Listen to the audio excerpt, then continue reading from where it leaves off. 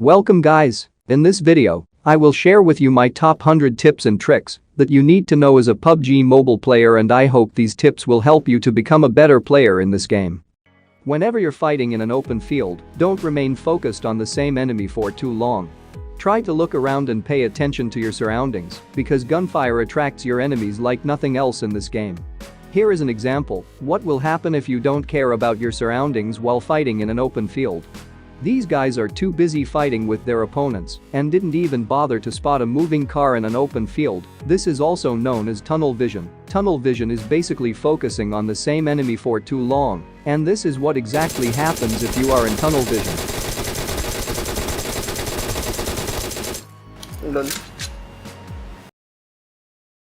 Change your position when you think you have been spotted or when you fired at someone. When you kill an enemy or fire at someone, you will make a gunfire sound which will reveal your intel or location. And the gun sound will attract the players who are near you, especially the ones who are behind you. And this will be the result of staying in the same location. So always try to change your position when you fire at someone. And also don't loot immediately after killing an enemy because the nearby players can hear you, and it will be the most common mistake that everyone can make.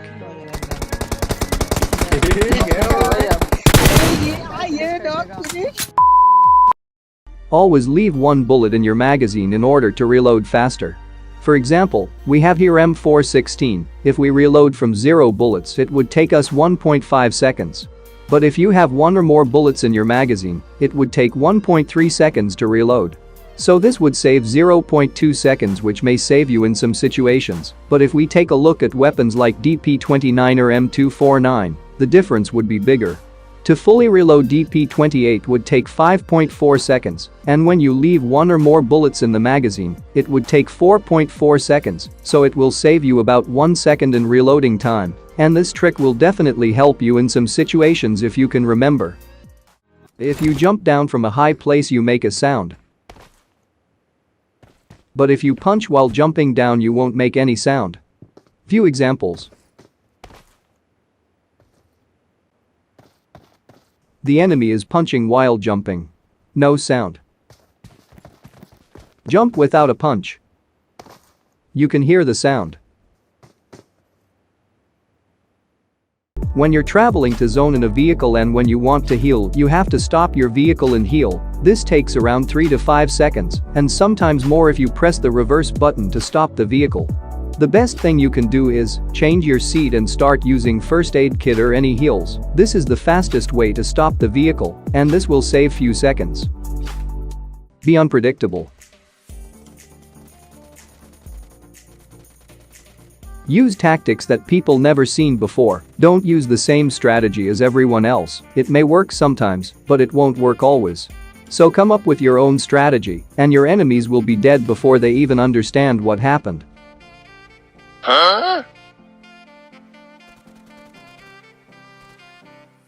I will give you 3 tips on how to rush into a building. When rushing into any building, throw as many grenades as possible. When doing these, you're forcing your enemies to either move or die. Both gives you an advantage. If you're lucky and got a knock, then push without any hesitation. As the other player would be reviving, you will get an advantage over it.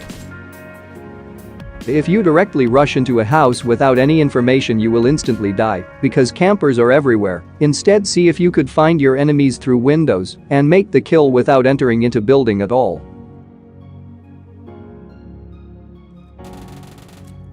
But sometimes your enemy will be very well aware that you're out there wanting to kill them, and they won't just peek out from the window allowing you to kill them. But in these situations, you should always keep changing positions, and it will confuse your enemy. If you think your enemy is camping on the first floor, try to get the high ground and see if you could find your enemies from nearby buildings. And the best trick here is the fake grenade trick. Throw a smoke grenade, and when the enemy hears the grenade sound, he will be forced to move as it might be frag grenade. Push immediately to find your enemy running away. And the next tip is one knock push strategy. This strategy is used by many pro players. As soon as you knock one enemy, just push with your full squad because they have one man down. Their gunpowder would be low, so you can take advantage of it. And this strategy is powerful in the close and mid-range, not effective in long ranges, but still, you could give a try, but the enemy will be revived. Suppose you're in the middle of a gunfight and your health is so low, so you have to use health kits to heal up, but you're covered by multiple enemies. So in this type of situations, you have to throw the Molotov in the entrance area, where your enemies will most likely to come from. Anyway, the Molotovs will burn for about 9 seconds, that's enough time for you to use the first aids. But even if the players came through the Molotov, they will lose about 80 to 90% of their health, so you can kill them easily, or some enemies will get knocked immediately. If you want to shoot a moving vehicle from a house, just jump on the window and crouch, or prone depending on the distance and situation, and start shooting. In this way, you will get a much better view and angle, so it makes easier for you to kill them. Always focus on the driver, taking down the driver is always the priority. Because once the driver is taken out, the car will hit the brake and stop. The other guys would have to react quickly to take the driver's seat or to do anything. If you have a full team, then it's easy to spray down the vehicle, but the driver is always the priority. Of course, you can blow up the vehicle if you have full team, it's a lot easier. Don't stand still, no matter which place you are in, you can still get shots from any direction, so always keep moving, especially when someone is trying to snipe you, it will be very hard for them to hit you. Tip number 6, bait your enemies with loot. This trick works best when two different enemies are fighting, and one wins the fight and goes to loot them. It is your time to kill the enemy while he is looting peacefully.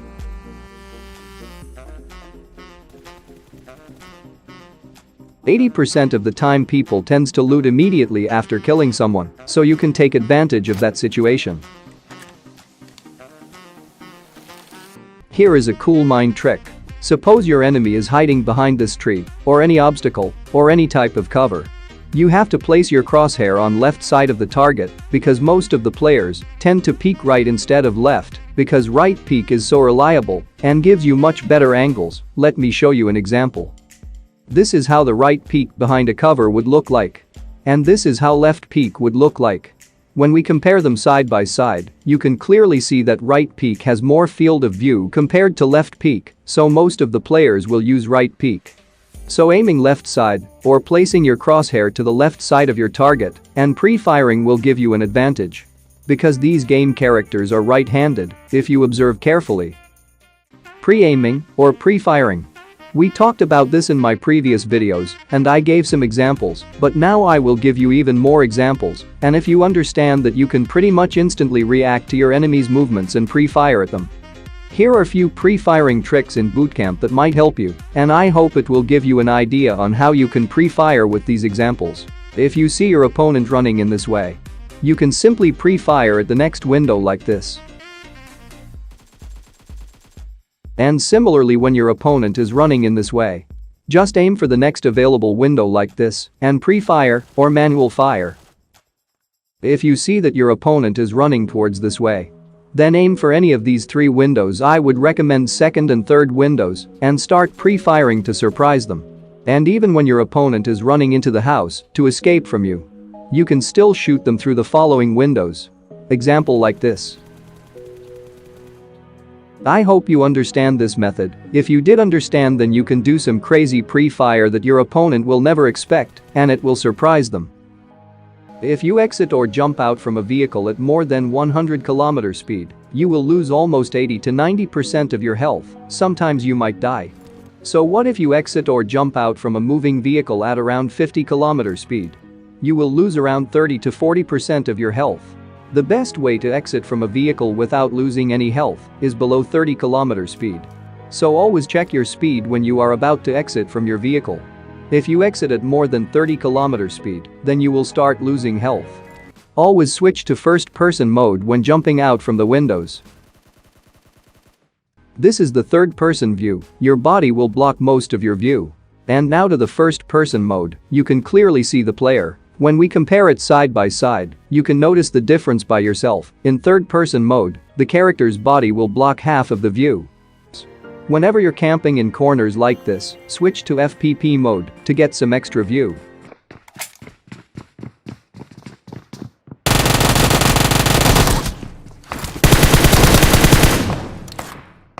Now you can actually mark lines in the map. If you're really bad at memorizing the plane path, this tip is gonna help you a lot. So at the beginning of the game in Spawn Island, open your map and click on the mark thing.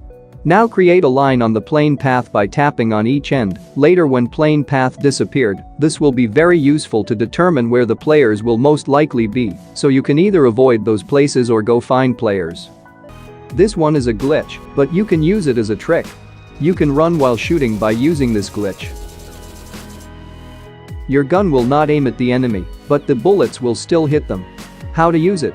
But in iPhone or iPad, this trick will randomly activate while switching between guns. I still have no idea how this works in iPhone, but I use iPhone, and it randomly works. In Android, you need to hold the fire button and open recent apps, and quickly open the game, and now you can run while shooting. If you see a bot with vest and helmet, don't just shoot that bot in the head or in the chest. Shoot in the legs in this way. You can kill the bot without damaging the helmet and vest, which can be useful for you. And the next tip is for gyroscope players only. Having a different sensitivity for sniping and spraying is really helpful. Change your sensitivity when you want to snipe and change it back to normal after. This may be hard at starting, but you'll get used to it. How to spray down enemies in a moving vehicle. If your enemy is driving the vehicle towards you in a straight line, then it's really easy to take them down. But the problem begins when your enemy is driving the vehicle around you in a circular path or in a horizontal path. Even if you shoot the vehicle perfectly, your bullets may not hit the player. So this tip will help you to hit a moving target in a vehicle. If your target is 100 meters away, then you need to aim at the front bumper of the vehicle. An example is shown in the screen. This method will work for all the vehicles, such as dacia, buggy, motorbike, including boats. You just need to aim for the front bumpers. If there are no bumpers, just imagine as there is one. When your target is around 200 meters, you need to aim about 2 meters from the front bumper, and also you need to aim a bit upwards to fix the bullet drop, as shown in the screen. As the distance increases, you need to increase the gap between the front bumper according to the distance. You can actually practice this method with your friends in cheer park mode. Ask your friend to drive around randomly in a vehicle like this, and you just need to track the front bumper of the vehicle, example like this. And later on, start shooting while aiming on the front bumper of the vehicle. Try your best to maintain the aim on the front bumper.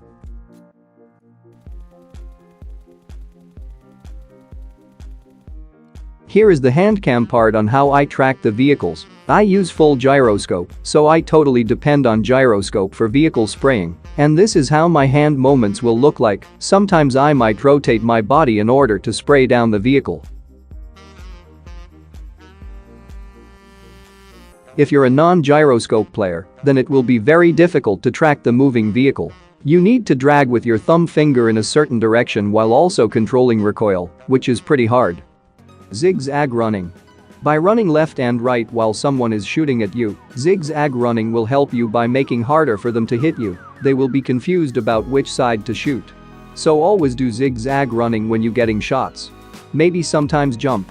And to look backside, use free look. It will help you to look back while running. Whenever you are trying to do the third party to someone, if you see someone knock, just confirm those kills. You'll get those kills, not the enemy who knocked them. It's like stealing kills, but worth it, because you are getting free kills by stealing their kills.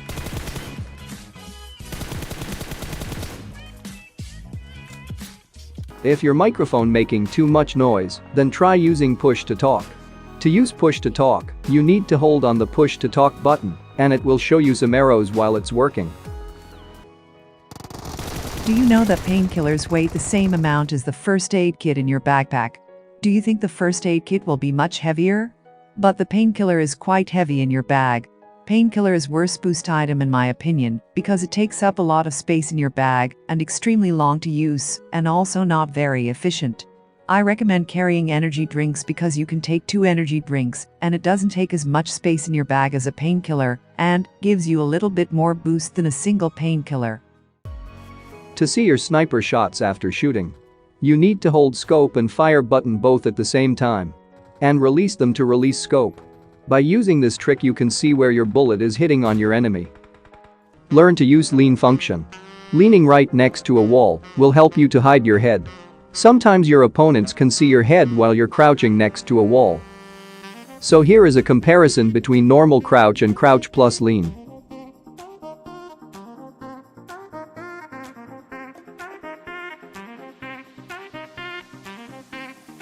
As you can see, I can somehow see the head of a normal crouching player, but not the player with crouch plus leaning.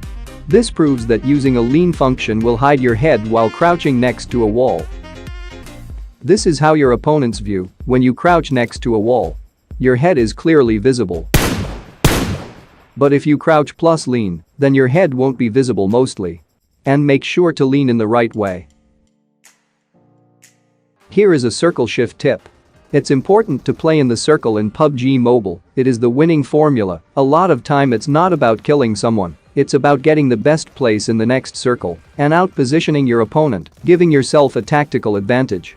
Depending on the terrain where the circle will be formed, the best place I think to be is at the thinnest part of the line in between blue and white circle, as shown here. By using this strategy, you give yourself a better position to hold. The blue zone being at your back will make it less likely you will get attacked from behind. This will give you more time to focus on the terrain in front of you. It's important to take notes of your geographical surroundings like mountains and house compounds. Also keep an eye on supply drops. These will give you a better idea where players will be.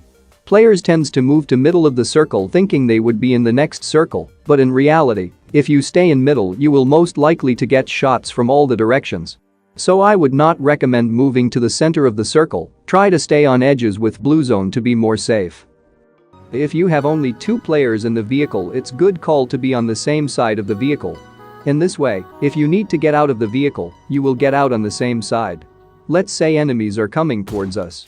You will be on this side and ready to fight them. And you can use the vehicle as your cover. Tip: don't engage in a fight when you don't have any nearby cover. What I mean is, you see an enemy running in an open field, and you are also in an open area where you don't have any cover nearby.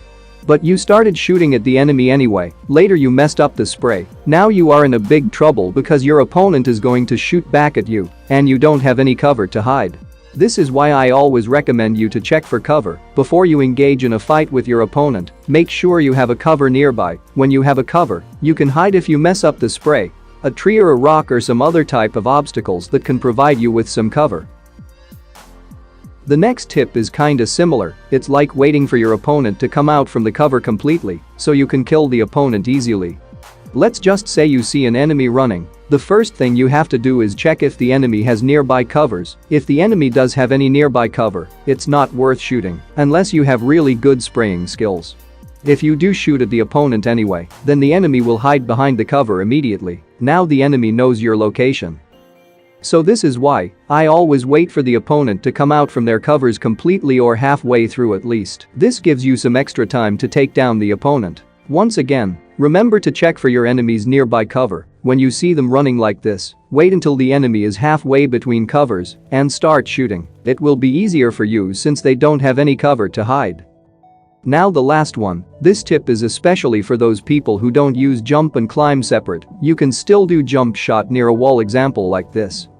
If you face towards the wall and hit the jump button, you will climb up the wall. So what you have to do here is, you need to face towards sideways or in a 90-degree direction to the wall. Now you will able to make that jump shot without climbing up the wall in both directions. If you face towards the wall in any way while jumping, you will definitely climb up the wall. Before you going to do the jump shot, make sure that you're facing in any other direction than the wall. Here is a slow motion.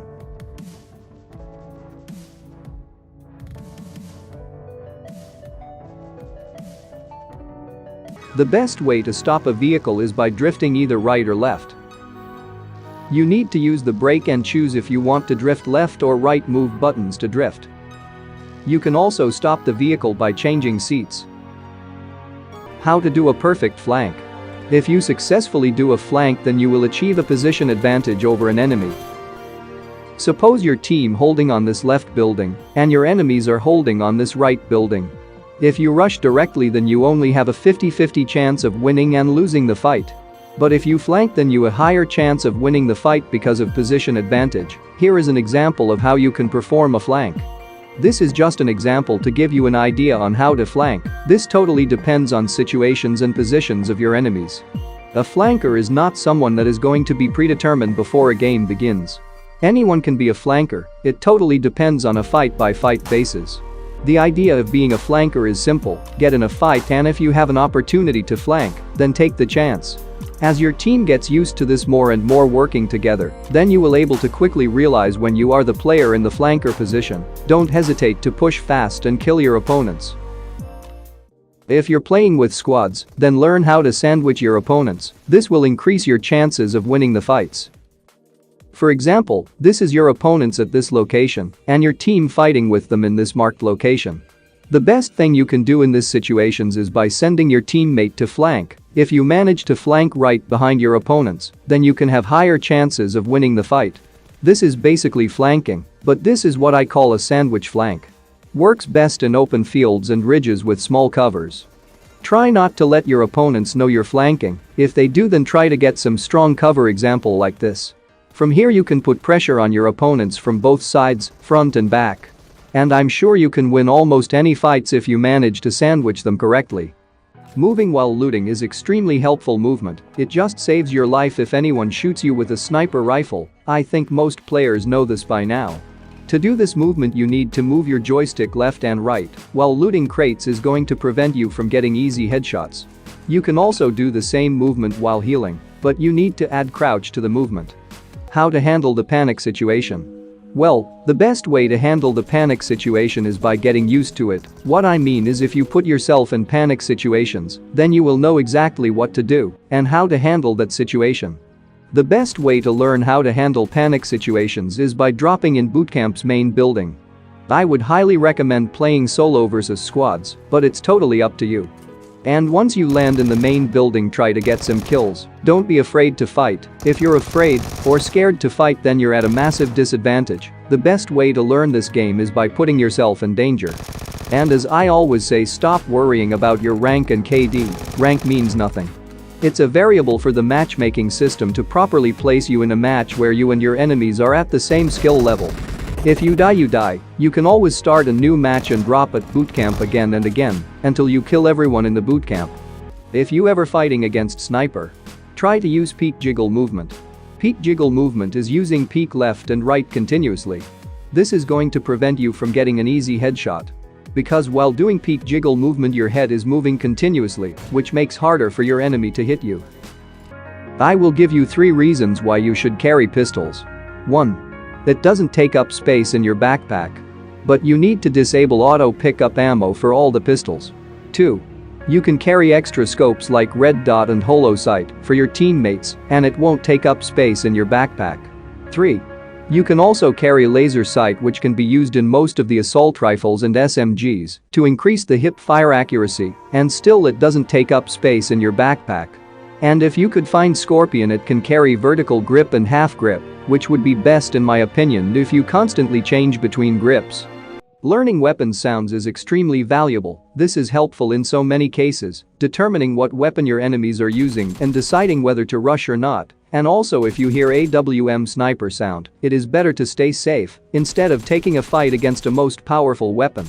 Even picking up on the sounds of the suppressed weapons is a really helpful skill in this game. You can speed up learning of this skill by playing daily, and if you have enough hours in this game, you're just going to recognize most of the weapon sounds. Anyway, moving on to the last tip. This is kinda like a training drill. Many of you been asking me about how to shoot from a moving vehicle, example like these. You can actually practice this in classic mode while traveling in a vehicle. You have to randomly choose your target. It can be either a tree or rock or other some random obstacles, and then track them at first, example like this. And if you got extra ammo, you can start shooting at the random targets, so you can practice the recoil controlling as well as tracking the target. I practice in this way a lot, and this improves my tracking ability, and shooting from a moving vehicle is a really great skill to learn.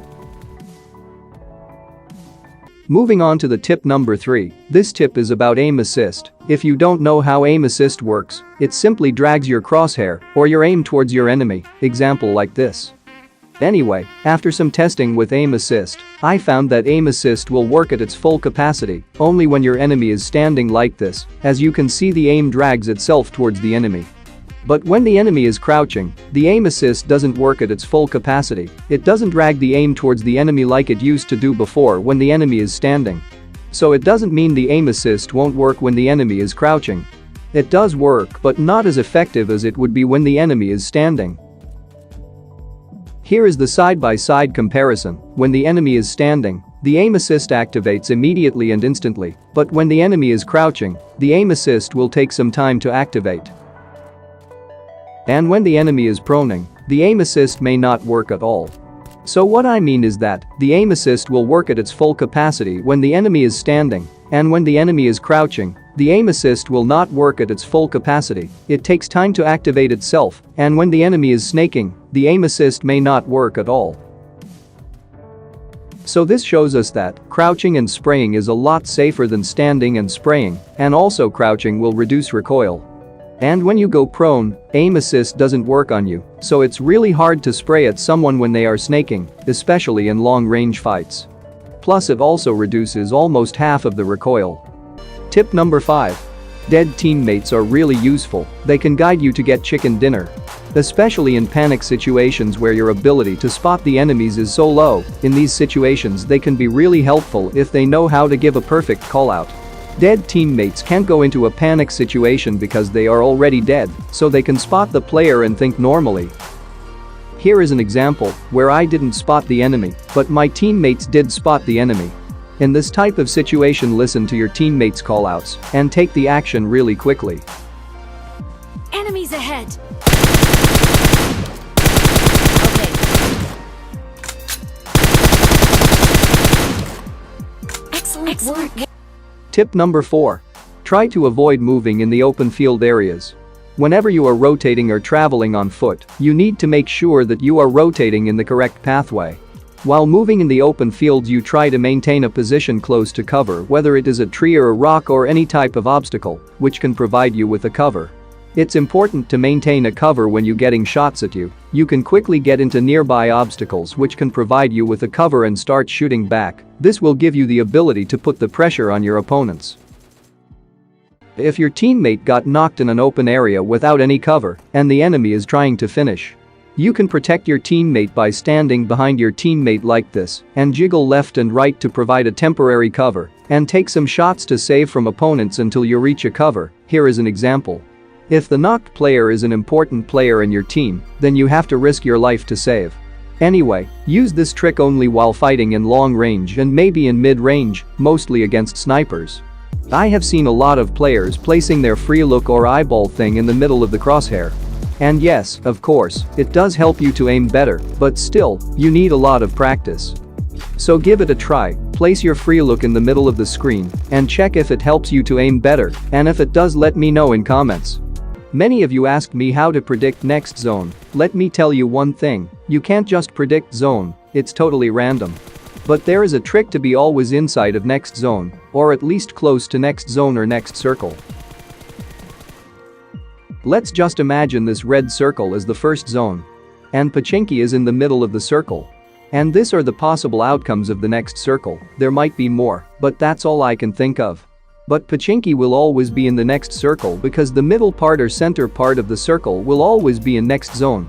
So if you stay in middle, you will most likely to be in the next circle. Here are the few examples. The red circle in the middle part will be inside of the next circle. And once again, red circle is center part and it will be in the next zone. It will be similar in other maps. Because every map has a different algorithm, but it will be similar to each other. And zone might end up in water, rarely like 1 out of 100 or sometimes 1 out of 1000. If the zone formed in water, get a boat. The higher tier helmet is always better, even if it has only 1% durability left, than a lower tier helmet that has full durability left. For example, a level 3 helmet has only 1 durability left and will break if anything hits, and it will absorb the full power of Kar 98 shot and keeping you alive. The helmet will break, but at least you won't die from that shot, as you would with level 2 helmet, so always choose a higher tier helmet, no matter what is the durability of it. But for vests, it's a little bit complicated than helmets are. I always recommend swapping to a lower tier vest. If the one you have right now is more than half damaged, Try to avoid getting your vest break during a gunfight, but not only you lose that body armor protection, but the movement vest breaks, you will die faster. Try to keep the highest tier possible unless the vest is more than halfway damaged, then you should consider swapping to lower tier vest. Always use a fresh vest during gunfights. Tip number 7. Always try to pick up snipers. While playing squads, make sure you are having one player running with a bolt-action sniper rifles who are talented at shooting is extremely effective. If you are a sniper for your team or if any of your teammates are skilled at sniping, make sure you give them the proper gear. Firstly, make sure your snipers are equipped with the highest range scope that your team has to offer, and in case if your team has level 3 helmet, be sure to give the helmet to your sniper as he will be needing it the most. If you play FPP mode, you may notice that few weapons hip fire will block your view, example like this. To fix this, you need to either use flash hider or a suppressor.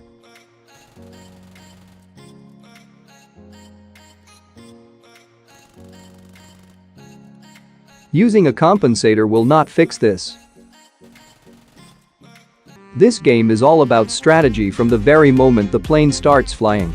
If you're playing squads, then you need to know what you're good at, like specific roles. Maybe you are good at spraying down enemies at any distance. Or maybe you are extremely good at close range. Or maybe you are really good at sniping.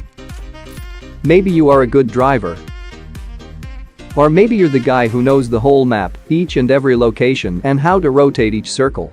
Or maybe you could be the guy for baiting the enemies.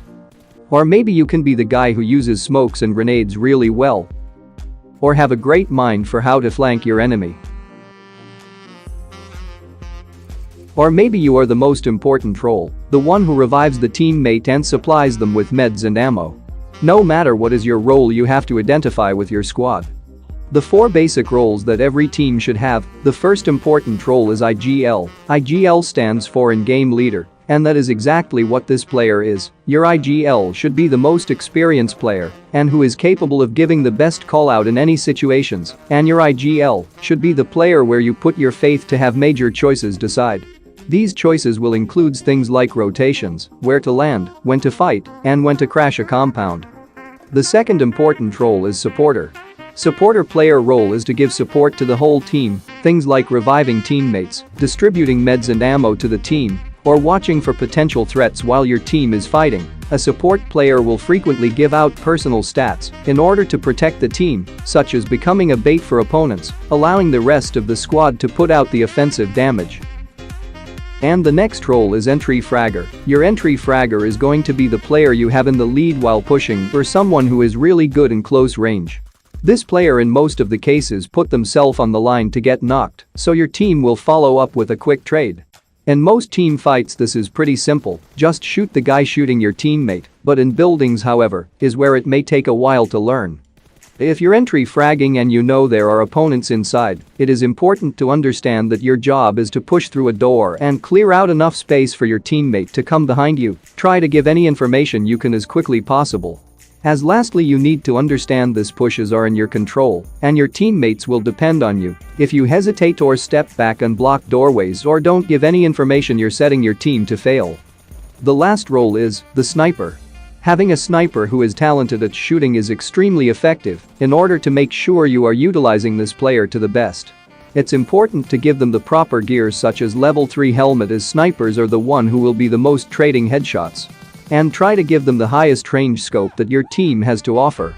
Being a sniper requires a lot of skills. You may not get many kills as your teammates, but you will give a lot of damage and also removing their armor, making it easier for your team to finish them. Speaking of cover, you can use your vehicle as cover in some situations. But there's a gap between tires. From this gap you can get shots, so it's better to burst the tires and use the vehicle as cover. Now I think you might be safe from getting shots from below the vehicle. This vehicle is still usable, but not as fast as before. And also this depends on vehicles. Make sure you only burst 2 tires on the same side, or it might be tough for you to travel. Or sometimes you don't need to burst the tires, it depends on the situation.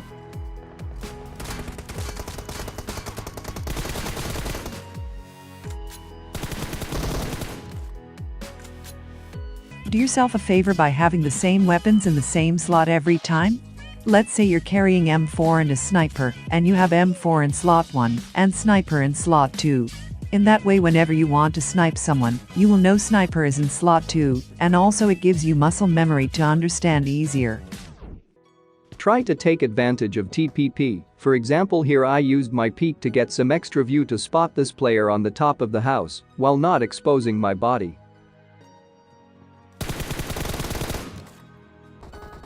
This tip is about game mechanics. Your right peek actually exposes less of your body than left peek does. It's basically the way the character model works. Left peek is going to reveal more of your body, means bigger hitbox and more chances of getting hit than if you right peek. And also right peek gives you more field of view than left peek. I'm not saying that never use left peek. In certain cases you should do it because it's the only choice. But keep in mind your body exposes a lot when you left peek. And the last tip, if you're fighting against shotgun, don't get too close to the enemy as they have the ability to one-shot you. Try to stay in a range where a shotgun isn't that powerful. Anyway, that's all I got for this video. I hope you learned something new. If you did, hit the like button and subscribe for more upcoming videos like these. See you guys in the next one.